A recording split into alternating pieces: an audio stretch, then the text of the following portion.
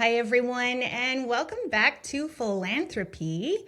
On today's episode, we are going to be talking to my friend Dale Theisen, and he's going to be sharing with us about his experience being an Indigenous man adopted into a non-Indigenous family. So, welcome, Dale. How are you today? I'm well. Good. Well, thank you for joining all of us. I know we had been kind of talking about the issue of race relations and what that means for people when they're raised in a family that's different from, I suppose, your biological roots.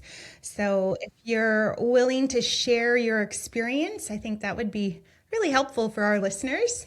hmm Well, so back in the 1900s, I was born in Isla Cross, Saskatchewan, on August 15th, 77. I didn't, it wasn't until years later in life that I found out my mother, who she birthed me and then left me at the hospital. No, and I didn't understand. I didn't, when you're a little kid, you don't really care. Just recently, I found out from my adopted father that I was about 3 to 4 weeks old when I was taken into their home. My adopted mother went to the hospital looking for a job because my father was a teacher, and just by happenstance, I happened to be there. And the nuns said, "No, we don't have any work for you, but this little boy needs a home." So my mother, being the woman that she is, she took me home and told my dad. And my dad, it just happened. I don't know if they knew what they were getting into. I don't think they really thought about it. They just saw a child that needed a home. They didn't look at my ethnicity. They didn't look at me as anything other different than a little human baby boy that needed a home. And I've been with them ever since. Well, not ever since, but I mean, obviously not. I'm living on my own, but they brought me up to be one of their own. They adopted me before they even had children of their own. Really? Oh yeah, yeah. How long had they been married before they adopted you? 3 years. Okay. Yeah. So they had been. They moved. My dad took the job in La Crosse as a teacher. He was very early in his career, and they met while my father was in university. Well, they were both in university, and I mean, I played hockey. I was the only native kid, which was kind of growing up until I was 10 years old. We lived in a small town called Haywarden. We lived in Isla Crosse till I was 3. And we went down to this town, which was predominantly non-native farming community. But nobody treated me any different. The white kids. I played hockey with them, played baseball. I was the only native in the class, but nobody ever treated me any differently. Had sleepovers. It wasn't until I finished grade 4 and my father and my mother came into our room. I was sharing we had a bunk bedroom, me and my younger brother, Matthew. And they said, "We're moving to a new town. Dad took a new job." And my parents thought it was going to be a good thing. They said, "Well, there's other native kids there, Dale." So, and that to me, it was never an issue being the only native. I never thought of it anything like that. And when I moved to Loon Lake, um, man, first few days of school, man, I was in fights with the native kids. Really? What happened? it, it was rough. It was rough at first. The native kids, I think they couldn't understand why I was with a white family, right? We're talking late '80s at the time, so racism was still a thing, and I think they just didn't know who to take it out on. Hmm. I had no animosity. I was looking forward to making new friends, and I got there, and it was a pretty lonely time. It was until later on in high school and throughout elementary that I made a few friends, but most of my friends, again, were non-native. Hmm. So I got called an apple a number of times. I'm sure you're familiar with the phrase. Yeah, let me just explain that phrase in case somebody's listening and they don't know what an apple Yeah. is. So, an apple is a term that Indigenous people use to describe somebody who's red on the outside or brown on the outside and white on the inside, meaning that they're an Indigenous person who acts like a white person. So, that's what an apple means. It's very Yeah. derogatory. Yeah. When I first heard it, I'm like, what? What do you mean? And yeah, so it was. I'll tell you, anytime that I once I figured out what the meaning meant afterwards, I just tried not to let it bother me because I mean how do you say, I was a product of my environment, right? Yeah. Yeah. You know, I I I didn't know anything about Native culture, so I'd never Mm, really lived it. I was 3 years old okay. when I left Isla Cross, and then I spent the next 7 years in a white community, and then by the time I'm 10, I'm living in a Native community, half Native, half non-Native. A lot of the Native kids came to the school in town for the So it was the for town the school, it wasn't the reserve school that you were attending? what's that? Sorry. It was the town school, not the reserve school that you were attending? Correct. Yeah. So I graduated in '95 from Ernie Studer School in Loon Lake, Saskatchewan, and a lot of the Native kids, because the school only went from K to 6, I think, on the reserve at the time. Oh, But okay. from what I understand now, Makawsagagan has a big, beautiful new school on the reserve. So, Yeah, I think good it for, goes all the way to grade 12 now. yeah, yeah, that's right. Mm. So, yeah, and good for them. It's a step in the right direction for everybody, I think. Um, I think it's tough. I had a friend that used to come to visit us at the same lake that we had a cabin at, our family cabin, and he was in the same situation I was in. He was Native, living in a white family, Mm. adopted at birth, and he was foster child at first, and then they adopted him after. He sounded just like I did. We sounded like we were a couple of white kids. I heard that a lot. I said, apparently, I don't sound like I'm from the res. I was like, what I said, what does that even mean? And he said, well, you don't even sound Native. I'm like, what is a Native supposed to sound like? Mm. I said, I don't really understand what that means. And it wasn't until I got older that I'm just like, oh, okay, there's a bit of an accent going on in some places that you go to. Yeah. Yeah. And I never judged anybody for it. People are who they are, right? I don't. I want to make it very clear though that my parents never treated me any differently for being Native, right? And I think there's a bit of a stigma around the the whole kids being taken away. I wasn't taken away. I was abandoned, right? I wasn't raised in the system. I was adopted right away. Within months, I was adopted. So I think it's important that people realize that. Yeah, we had our struggles. My parents actually struggled a bit too, because a lot of white people couldn't understand why they wanted to have a native kid, Hmm. right? And so my parents didn't have a whole lot of friends growing up because they were just like, oh, they got that native kid, right? And I heard it from other people as I got older. I'm like, wow, you're really discriminating against my parents because of me, because of the color of my skin. Racism is taught. It isn't born. It's taught, right? That's another thing people don't get. It's like people say, "Oh, he was just a born racist." No, he was taught to be racist, That's true. right? My son is multiracial. He's Cree, Dene, and Black. So, and people, he goes to a school here in town in Grenfell, where I live. It's a predominantly non-native school, right? Hmm. My kid is very popular. All his friends he's got an Asian friend. Most of his friends are white. He gets along with everybody. He's got a great sense of humor. He understands different cultures. He doesn't look at skin color. He said, I'm brown, Dad. But he said, no, he treats me that way. So what is that? What do you mean? Like, I said, you understand that it's just a skin color, right? I said, you need to treat people accordingly. Yeah. I always stress that to him. I said, it's not how a person looks. I said, it's how they act and how they treat you, right? If a person is mean to you for no reason other than the color of your skin, well, then there's just no reason to have that person in your life, Hmm. and just walk away from it. And Hmm. that was my problem growing up, is I couldn't walk away from it sometimes. I mean, thankfully times have changed. Somewhat. I got into a lot of fights when I was a kid. That's for darn sure. My son, he's got the protective instincts, and he stands up to bullies and stands up to other kids that are being bullied. Right? He only likes to help them out. And he said, "I don't care who it is." I said, "My white friend at school was getting picked on." He said, "I stepped in." I said, "Well, how would you look at it like this?" He said, "Your friend was being picked on, so you stepped in." not the color of his skin. I said, just make it that you helped your friend.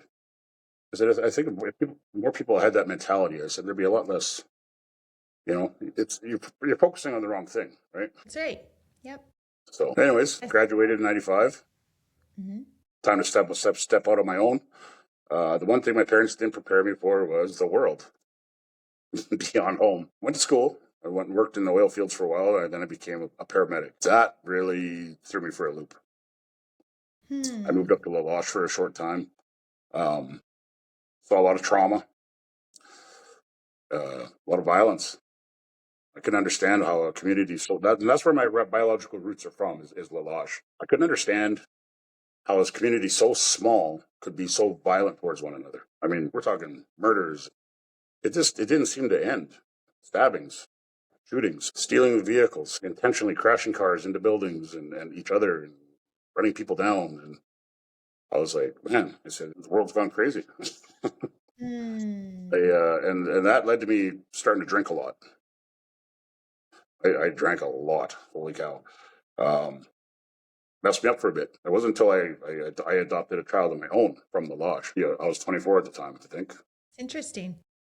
Yeah, and it was funny because history sort of repeated itself. His mother abandoned him at the hospital in the middle of the night. Then my partner at the time, she met me at the door as I was coming into work.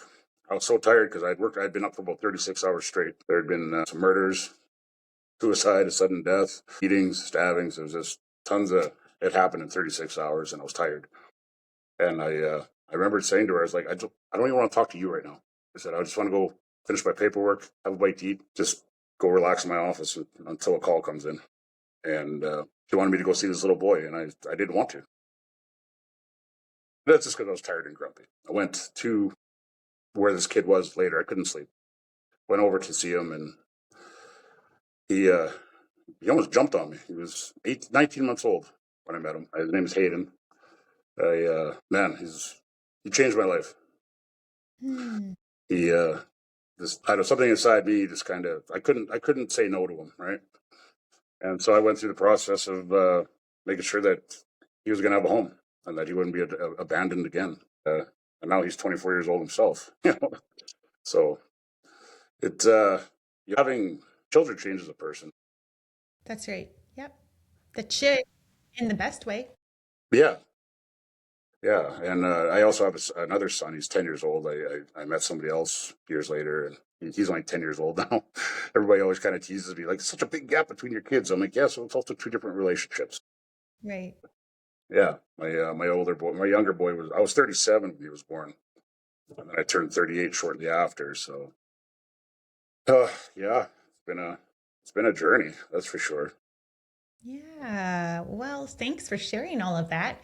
I'm curious, did you ever look up your biological mother or father's side of the family, especially since you were in La Loche?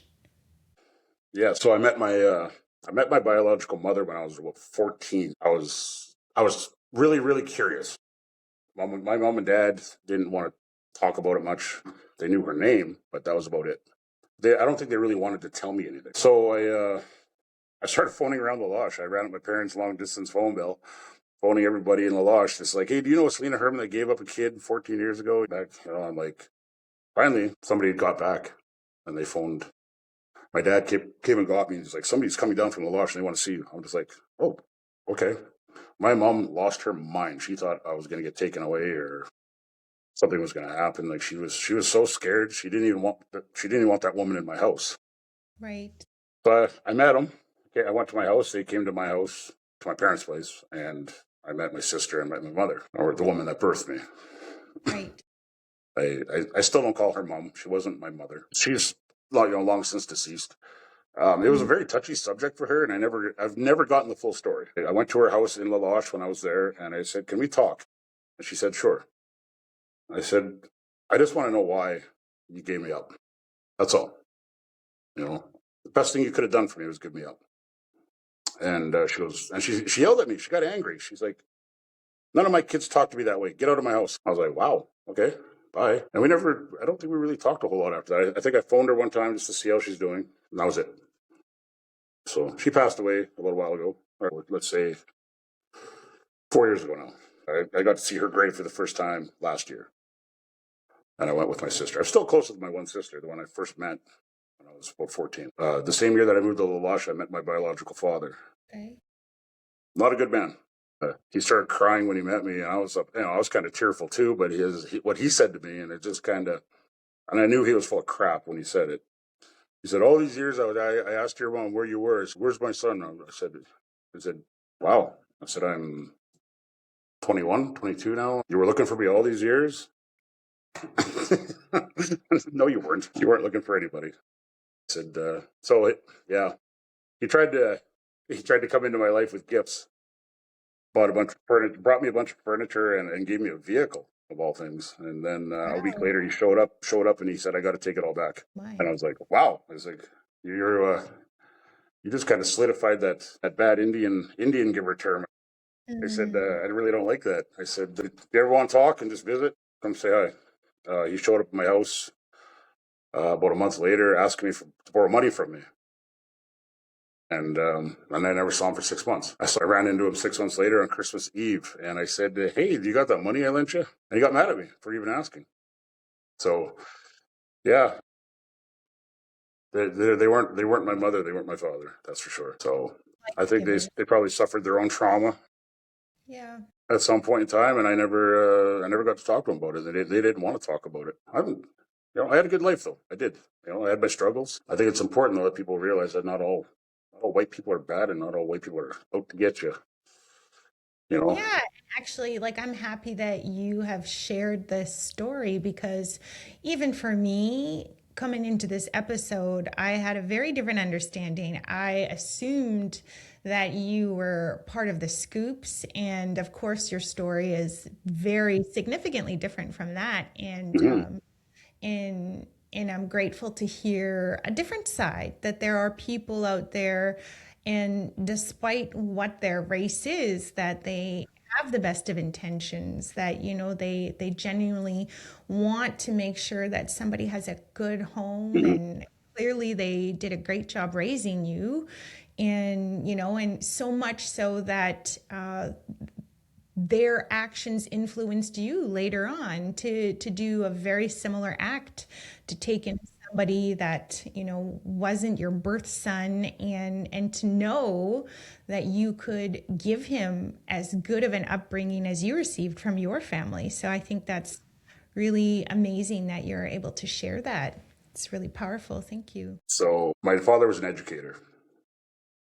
Did it for 30 years. My dad, he would tell me stories, and sometimes I'd be there and I'd hear about it, and being called a racist, being accused of being a racist. And my dad's first response was, "I think you should meet my son." And he'd be like, "What do you mean?" And sometimes there was one time where my dad actually wanted me to come to the school. This was when I was an adult, and he said, and some kids laughed, they giggled, they didn't know what to say, they ran away. They're just like, "Wait a minute, what?" I was like, "Yes, this man raised me from birth, well, from infancy." And they were like, they didn't understand, right? Because they never, I don't think they knew that it was a possibility. Right? And it goes back to when I said racism and isn't born, it's taught. It comes from the other side too, right? And I'm not saying that Native people are bad or white people are bad. It's what I'm saying is that Native people will teach their kids that the white man is evil, unfortunately. And I get it. We're going back centuries when you know settlers came to this country, came to our land, right? But at what point do we put that behind us and we start living as a nation harmoniously, right? I think there's a lot of pain and hurt that people are navigating as a Well, for result. sure. And believe me, I understand. I Yeah. understand that there's a lot of generational trauma. Yep. I totally understand that. My ex with the mother of my 10-year-old was in residential school. She suffered her own trauma, the experience with her drugs and alcoholism, and she's actually working on trying to write a book. And I said, "Well, it's good that you would write something like this, That's not just right. for our sons, but I mean for other people that might be going through the same thing." Yep. Absolutely. But I do hear what you're saying, that we also have to learn how to look beyond skin color and to look at individuals as the humans Hmm. underneath these constructs of race and culture, labels, identity, that at the end of the day, we have to learn how to see people as individual to individual beyond all of this other stuff that we view as, I guess, a barrier or something that's blocking us from connecting to other people. Yeah, no, it's something that I really struggled with because I didn't understand it when I was a kid. Because when I lived amongst non-native people down south, I lived in a little town called Haywarden. It's just west of Kenniston. Hmm. I never really experienced racism. I didn't know what it was. Nobody ever said anything about my ethnicity. Hmm. And so it wasn't until I lived amongst native people in Loon Lake was where I started to see this hatred between the two. It's just like, wow, I was like, what, man, why you guys all hate each other? Right. So yeah, it kind of opened up my eyes, and it also it's pretty discouraging to live half your life one way, and all of a sudden it's like you almost feel like you're fighting to survive sometimes, right? And I'd never seen a drunken person staggering down the street until I moved to Loon Lake. It was tough to see. I was just like, holy cow! I was like, no wonder the white people hate the native person, right? It's like this is embarrassing for anybody. I don't care what your skin color is, and I just I was exposed to a lot, I think, when I moved to Loon Lake, and but it's all part of what makes us who we are now, right? Well, You know. and I mean, I think what you said about the drunk person staggering, we just did an episode on philanthropy about homelessness Hmm. and how there are so many factors, exactly what you mentioned, a lot of intergenerational traumas that people have been maybe trying to escape from. And so we do have a lot of people who are struggling with addictions. And Canada has a really ugly history. And I think It that does. that is a huge contributing factor to many of the people who we see struggling like that visibly on the streets. Hmm. I mean, and things have just gotten so much worse now. I was in Saskatoon recently, and just the amount of homelessness that I saw, it really kind of tugs at the heartstrings a little bit because right now in the economy that we're in and with the resources that we have, I mean, it's tough. It really is, and I wish I could just reach into my pocket and just go build a homeless shelter and have food available and have programs available and resources for these people to be able to get them healthy again and recover. And oh wow, yeah, it's like I've never seen anything like it. Our country is in a downhill slide right now. It's Right. And the sad thing about homelessness is that it's not just Indigenous people, although no, they it's are not. definitely a huge, significant portion of the people in Canada that are struggling Right. without homes. But there are definitely a lot of people who are non-Indigenous and, other minorities, immigrant families that have been coming over and not being able to access resources. And so they're struggling also. So this is a huge problem in society all over, not just in, Indigenous communities. Yeah. Well, I mean, I just you try to keep these people in my prayers and just I mean, like I said, there's only so much like a person can do.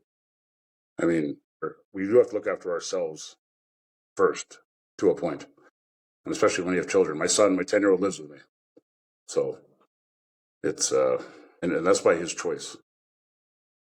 So it's like I say, we got to look after ourselves first, and then try to help others. My son was one day where were we?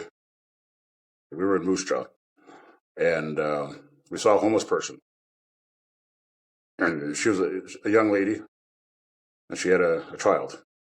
And I remember she was trying to buy something, and she didn't have enough money.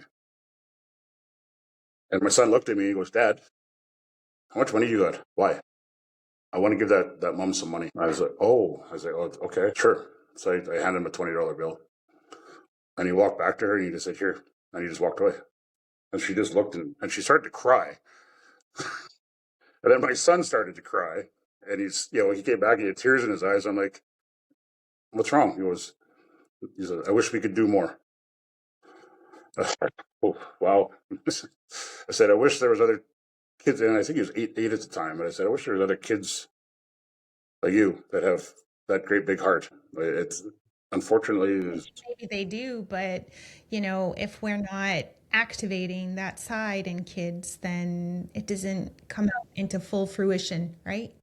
well, I got in trouble one time in Saskatoon. There was a bunch of homeless people downtown and up around Broadway area. And I went to McDonald's and I bought like $100 worth of Happy Meals, minus the drinks. And I just went around and I just started handing out meals. And the cops came up to me and said, "You're not allowed to do that." I was like, Why? "What?" It's against the law, apparently. I said, "Really?" I said, "I spent $100 of my money. I'm going to feed homeless people." And I said, "You're telling me I'm breaking the law?" I said, "You can't do that." It's like, wow. I said, "Now I see the problem." I said, "You guys, people that are truly struggling and trying to, living in tents down by the river, and you're forcing them out of the only home that they have, a makeshift home, and telling them that they can't be there." I said, "Our government does not care about homelessness, because if they did, there would be a lot less homelessness going on." I said, "When we start sending our taxpayers' dollars overseas to help with war efforts instead of helping with homeless people and drug addictions and alcoholism here in our own country, there's a big crack there that you know Yeah. Big disconnect. Yeah. things are just falling through. Nobody's seeing it. Nobody cares, right? So yeah, but I just wish that yeah, I wish nothing but the best for people. Yeah, absolutely. And I think that really makes a lot of sense considering your upbringing and Hmm. how, you were shown a completely different world. Well, When you got older, did you find that you know, not just the family that you sought out, but were you curious about, learning your indigenous culture or any kind of ceremony or anything like that? I'm just curious to see, what that was like for you. okay, well, within the Dene culture, I mean, aside from some singing ceremony, and we're talking a handheld drum, right? I think I spent more time around Cree people Okay, in Loon Lake. Yep, that makes than sense. I did with my own people, right? I love going to powwows. Not gonna lie, it's very colorful. I love the music. I love the drumming, and it's just the energy, right? We don't have that in the Dene culture. Somebody passes away, somebody will sing a song and holding a hand drum, but I never I never saw anything really that compares to what the Cree people do, right? They do smudge, right, and pray in their language. That's a tough language to learn. I lived there for almost 5 years, and I was starting to actually become not bad in the language. And then when I left, it was you don't use it, you lose it. Um, yeah, a little history lesson about my mom's side of the family, and I think this is where my mom got it from. My grandfather was a very fair man. I think he came here from Scotland when he was quite young, but he was fair with everybody, no matter what. He didn't care who you were. He didn't care about your skin color. He caught some indigenous guys stealing gas from his farm one night from across the yard. He looked out and he saw guys out at the gas tanks. So he went out there and he confronted them. And instead of taking a gun and threatening to shoot them or calling the police or anything, he said, "How much gas do you need? Why didn't you just come knock on the door? I would have helped you. I'd drive you back to your vehicle and I'll give you some gas." Right? Mm, And that's just the kind of man my grandfather was. And I think that he really instilled that into his children because my mom was never she was the first one to come to my defense if I got in trouble. You know, if unjustly. If I did something wrong, obviously I got to own up to it and pay for my mistake. But right. um, If somebody was trying to, and there was a time where I can't remember exactly what the lady's name was, but she accused me of stealing from her. Hmm. I was nowhere near. I didn't ever met this lady in my life, but I was the only native in the area. So she pointed at me, right? And my mom lost it. Hmm. She was in this woman's face, and she was like pointing at her. She's like, "Don't you ever accuse my son of your own." I was so confused because I didn't even know what had happened, right? And it was over Right. something that had been stolen, and I was just because I was the only native in the area. Well, it must have been me, right? And Right. my mom was like, "No, I'm not having it." So it's That's interesting.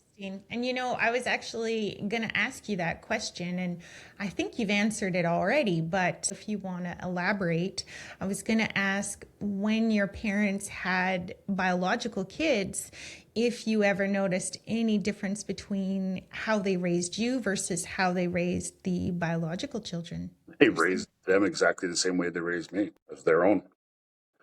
I got a younger brother who's 45. His name is Matthew, and then my youngest brother Jordan just turned 40 this last year.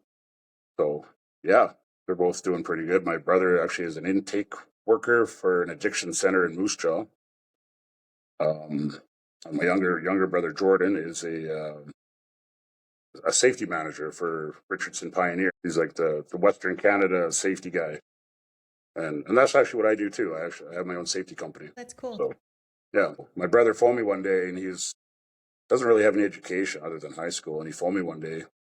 Said, "How much do you make as a safety guy?" I said, "Anywhere from $40 to $50 an hour." And he's like, "Oh wow, okay. Anything else?" Nope.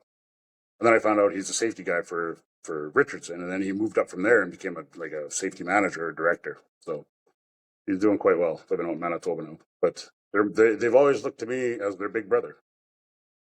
They didn't look at me as their adopted native brother. I was there first, Right.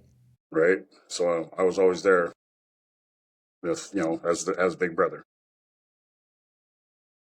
So in my biological family now, I was the youngest. Okay. I was the 13th child that was brought to term. And they had 12 together or from different. No, no, they had many siblings. I have many half siblings. Oh, okay, I see. Yeah. And so do you just maintain connection with the one sister or do you have Oh connections yeah, with your just pretty much siblings? just the one sister. I always said that communication is a two-way street.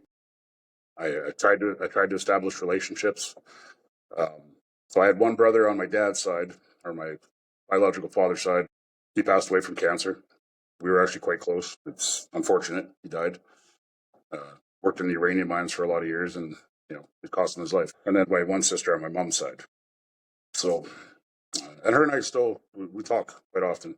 You know, it's nice to actually hear one of them say, "I love you." Hmm. You know, Yeah. and I do. I love them both. I miss Sean every day, but it's well, dying's a part of living, right? Yeah, that's right. That's right.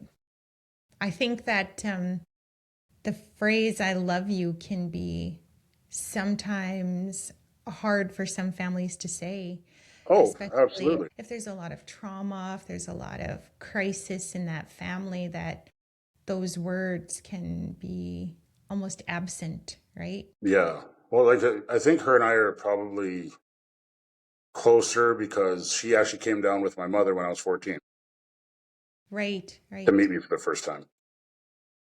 It just, it just became a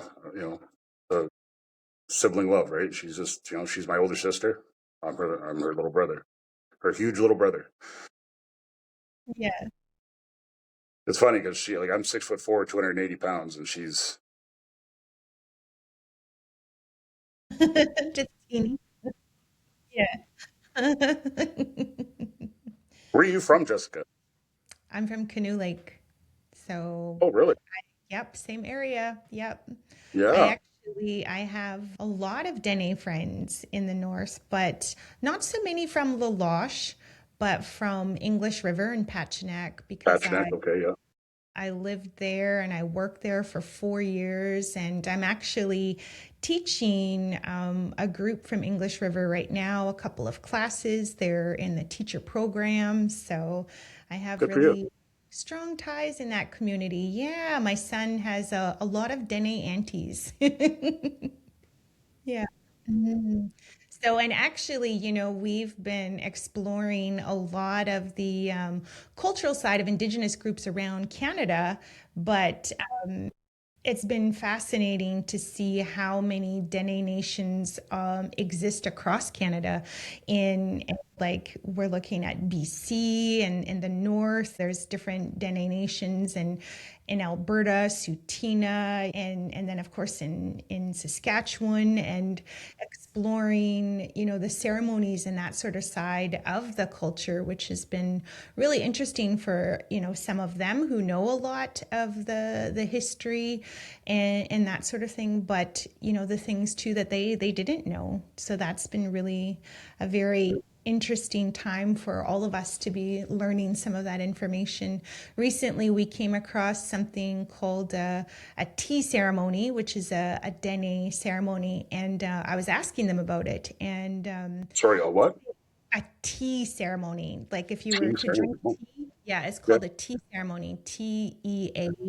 And I was asking them about it, and they were not really sure what it was. But some of them had remembered hearing it from other people that there was this ceremony, and even for myself, there have been some Cree ceremonies that I've learned about through this course that we're all basically going through together right now. And there's a Cree ceremony called a walking out ceremony that I've never seen or ever heard of in Saskatchewan, but I think it exists more in, I don't know if it would be northern Manitoba or northern Ontario. And so, just learning about the sides of things that even we didn't know about in our own cultures that we were raised in. Yeah, it's been really interesting.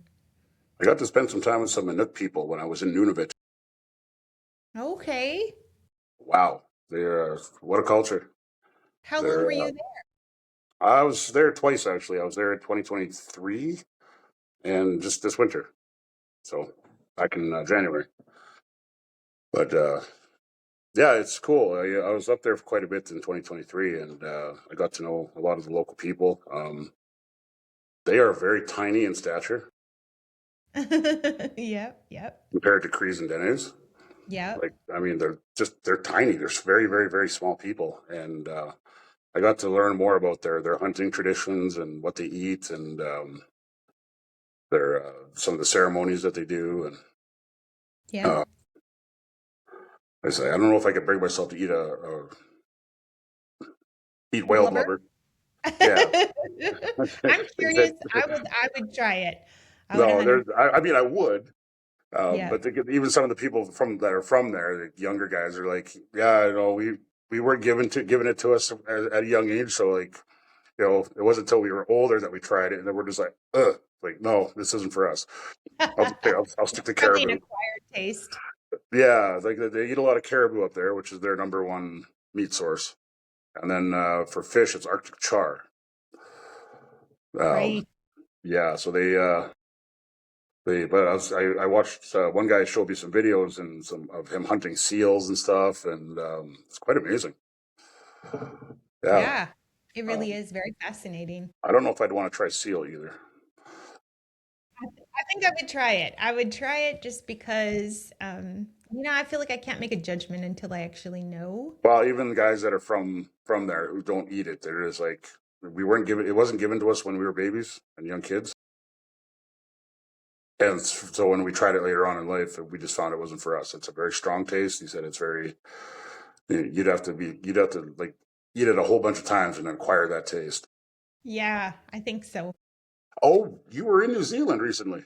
I was, yeah. And Yeah. actually, this tattoo on my hand is it's not a tattoo. I have to keep reminding myself because my artist friend from New Zealand says, it's not a tattoo because there's a Hmm. ceremony aspect to it, and which is very different than our tattooing practices in Canada, and so he reminds me that it's referred to as moko or tamoko. So yeah, and so I was I think it's the same thing for the Inuit. That it's very meaningful, so it's not actually like a tattoo. But I don't know what an Inuit term for it would be. I'm sure there's a term for it, but I'm sure it's not tattooing. yeah I was I've been mistaken throughout my life as Maori. I've been Okay. mistaken as a Samoan. I don't know why. But they said, well, it's because you're such a big dude. You got great skin, and you look, and your hair and everything. I'm like, well, I don't even know what is a Samoan supposed to look like. They said, I have no idea even what you're even saying to me right now. Well, you look like you're from Hawaii. I'm like, okay, thanks. I think. So Well, I guess yeah, I don't there's know. indigenous people It's around funny though. I mean, around. people say ignorant, and it doesn't always mean a bad thing, right? Um, when people say, "Oh, man, you're ignorant," it's like, well, ignorance and stupidity are two different things. Oh, I mean, interesting. How do you think that they're different? well, ignorance, I mean, by definition, means you don't know any better. Mm. You only know what Stupid. you know. That's that. You only know what you know. Exactly. Some people genuinely just don't know, and if I Right. don't know something, I'll say, "Excuse my ignorance, but can I ask you something?" Because I don't know. I'm going to ask you, right? If I do know, and I'm just going to just say something stupid, well, that means I'm just stupid. I'm not. It doesn't mean that I asked a kid one time when I was substitute teaching in La Loche, and he was just being a little pain in the butt all day. Yeah. And he said something really stupid. And it was about, he said the N word. Oh, And okay. I said, hey, do you know the difference between ignorance and stupidity? What? Never mind.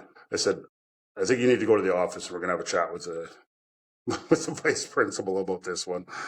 And yeah. So And then so, what's your definition of stupidity then?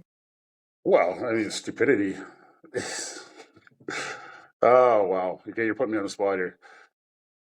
Without actually stopping this and looking it up on my phone. I mean, stupidity is Your understanding. Tell me your to me it's understanding. like it's like you do know better, but you do it anyway. Ah, yes. It's a choice, right? It's a choice. Mm, Exactly. I mean, interesting. if you're if you have a disability which impairs your ability to make a rational decision, well, then yeah, you're disabled. You have a mental, uh, not a disability, we'll Cognitive. say, but Yeah. Yeah. maybe a cognitive something that'll prevent you from making like to be able to say the right words. We'll say, Right. Right. which I mean, we're all guilty of not choosing the right words at some point in time, Right. even though we know that it's wrong to say it. Hmm. I think if you're intending to understand, Mhm. then it's different, right? Like Right. Well, and like I stupidity, said, stupidity would be like you're unwilling to connect, unwilling to improve a situation. Whereas if you're ignorant, you're willing to learn and to recognize that you don't know better, but you're aiming to, right? yes. Mm, I mean, there's a huge amount of people in this world that refuse to try to improve themselves. right. Yeah, I agree. And I'm guilty from time to time. I mean, sometimes I find myself saying angry things that I shouldn't say. Should I try to be more understanding of people's stance on certain things? I should. It depends how strongly I feel about it. And if it gets to that point, then I think a person just needs to just stop and stay out of it. Because if you can't agree on it, if it's just, it's maybe best just to remove yourself from it, right? Yeah, that's true. It is hard to understand where some people are coming from, especially if their views are directly contrary to what we believe. Then it can be hard to try and connect to the humanity in that person. And I That's think right. that's where a lot of our divisions come from, even not just culture to culture, but even country to country, right? That if we are unwilling to consider an opposite view, then will be at a disadvantage, right? Because we're not going to be able to connect to that group or person.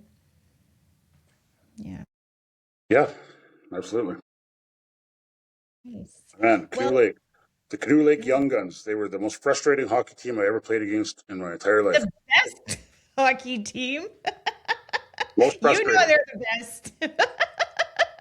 They're legendary. Yeah, I don't know what we'll call them. I'll call them infamous. Infamous cheap Sounds shotters. like it sounds like somebody who got an ass whooping. We won't talk about that, Jessica.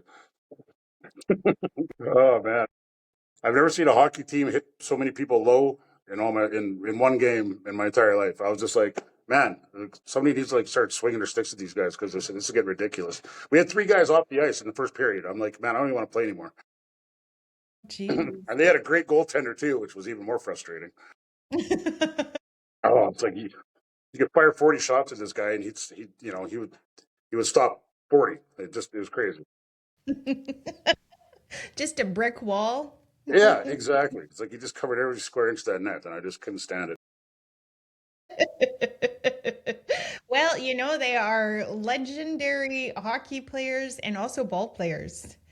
I Yeah, like they're very fantastic athletes. And my son, of course, his dad is a really good athlete from Canoe Lake too, and he has so much energy. My 6-year-old, I wouldn't be surprised if he becomes some kind of professional athlete just because he is so precise in his movements and his energy is through the walls. He drives me bonkers.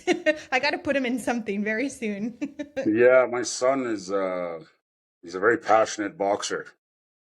Oh, okay. I boxed when I was younger. When I first got out of school, I moved to Regina for a while, and I was an angry kid a little bit after having the bitterness of Loon Lake in my still in my mouth. I just found it was a tough place to grow up.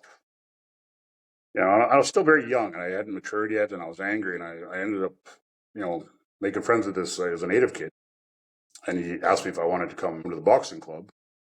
Well, it just turned out I knew how to throw my hands. And now my son is 10, and last year, 2 years ago, he started asking me about my boxing and why didn't I go pro? I'm like, well, I wasn't serious enough about it at first. And secondly, I didn't want to end up without a brain. But my son has got this God given talent. And so we're actually going to finish out the school year here in Grenfell, and then we're going to move to Saskatoon. Uh, Wow. I'm going to get him enrolled in the Copus Boxing Academy. And Cool.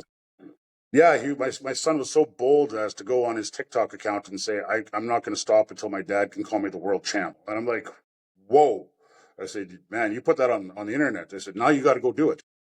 Yeah, that's right. People are going to be wondering, when are we going to see Mighty Joe Tyson? Right? Absolutely. But good for him to have some amazing goals and good for you to support him. That's really Well, and that's amazing. the thing. Okay, so going back to being a native kid, it wasn't because I was native. There was times where like I needed new shoes, I needed new skates, things like that. My parents, he was an educator. Money was pretty tight. It was a one income household. At times, I got angry because I thought, why can't he just buy me some new skates, or why can't I get some new shoes, or why? It wasn't that he didn't want to; they just couldn't. Right? Mm, We wore yeah. a lot of hand me down clothes from family members growing up. I'm not afraid to admit it, and I tell I still go thrift shopping. People will, like, oh, I went and bought this at this store, and I bought this at that store. And I'm like, oh, cool. Yeah. There you go. Oh, I went to Steph's, sorry, what's the name of that store? It's got all the makeup. Sephora. Okay. Yeah. People are bragging about they went, oh, I bought a $130 cologne or a $150 perfume. It's like, oh, wow. I bought my little bottle of diesel cologne at Marshall's.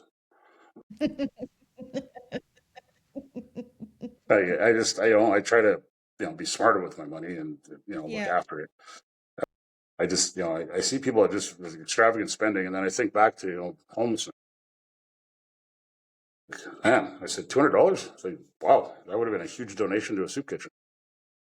Right? Yes. So, Absolutely. but you want to make sure you smell good. Yeah. Nothing Yep. wrong with smelling good. I'd rather smell good than smell bad. That's for sure. That's right. I think definitely exactly, as you've identified. It's learning how do we take care of ourselves, and then how do we also learn how to take care of others around us, right? Well, that's it. I mean, sometimes just a simple gesture, a simple hello can make a person's day and make their, even if you just brighten them up for 5 minutes, at least you brighten them up, right? I see a lot of people will refuse to make eye contact with a homeless person.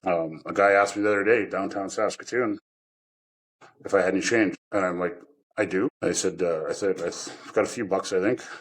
As I reached my pocket and I showed him. I said, yes, I hear it. And I looked him in the eye and I said, here you go. And then I don't know what it was, but I just gave him a little smile with my eyes, and he just nodded his head, and he almost looked like he was going to get emotional. And he put his money in his pocket, and he walked across the street. And I looked back as I was going in the door, and I was just like,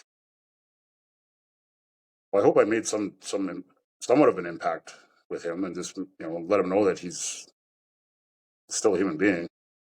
Yep, that's right. Yeah, I know. I hate seeing people in that situation. I do hate hearing about people that are being affected by war, but then you see the truth on non-mainstream media about how people are living their lives in Ukraine and other countries, and it's just like, wow, really? Why did we send them 1.6 billion? It's like, man, can you imagine what 1.6 billion would do for homelessness Yep. right here in Canada? It's like, holy cow.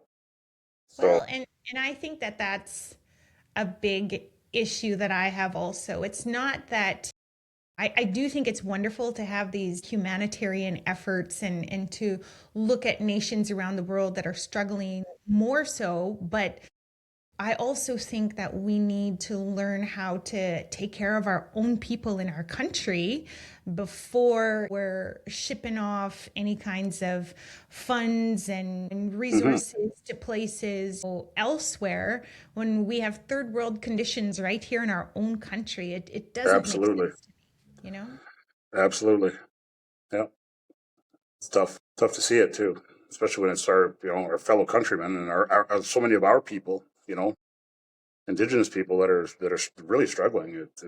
It's sad. Yep, It really makes me sad. that's right.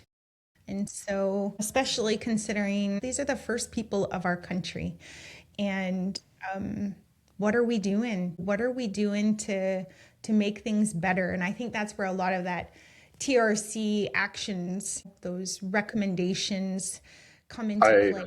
I don't take personal issue with it. I do. I think we need to get away from the stolen land thing of it now. I mean, it's 2026. Nobody's going to go anywhere. If we told every single white person in this country, all right, time to go, pack it up, get out of here, it's not going to happen, right? We need to start living together. We need to get off the whole stolen land versus conquered land, and start. How can we move forward together as a Well, nation? and I think that that was the intention, that Indigenous people have always been very welcoming of other nations coming into this country. And even the treaties were a testament to their efforts to recognize other nations coming into this land and sharing it. However, what happened as a result of that has been nothing but dastardly racist policies, Mm-hmm. and attacks against Indigenous people. I really do think that we need to correct a lot of the wrongs that have happened in this country. That's what I mean. I think we need to start working together and living together harmoniously. As like I said in the Yep. beginning, right? It's time to stop this back and forth because it's getting us nowhere. Yep. It's it's keeping us stuck for sure, but I don't think that there are easy solutions, but I do No, think that but it until takes. people are willing to listen to each other, actually listen to each other, That's we're right. not going to get to any. We're not going to be able to reason anything out and come up with a solution. So, unfortunately, Yep. Well, my friend, it's already been an hour. Can you believe it? It went so fast. And so I don't know if there's any final thoughts you want to share with people. I'm so grateful to you for all that you've shared. You've shared quite a lot of your own personal life and history. Uh, And yeah. I'm not normally this, how I'm talkative, but I've just thought this, I don't usually offer this much information about myself. So, well, I yeah. appreciate it. Yeah. No, I appreciate you having me here. I just wanted to support your podcast. You know, it's pretty cool. I actually went on YouTube Music. I was like, oh, look at this girl go. She's got a whole bunch of episodes. So, And now I got one more. Thank you so much. yeah. I really So I'm glad I appreciate could contribute. And I wish you nothing but the best. And if when I move to Saskatoon, we'll go for coffee. it. Absolutely. I would love Yeah, that. you can watch my son go beat up some guys out in the boxing ring. Exactly. Right on. Well, thank you so much for sharing your time and energy, your stories, your insights. I've really, really appreciated. I think our listeners will enjoy it also. Thanks, Jessica. All right. Well, you take care and have a wonderful day. You too. Have a good weekend. Thank you. All right. Bye.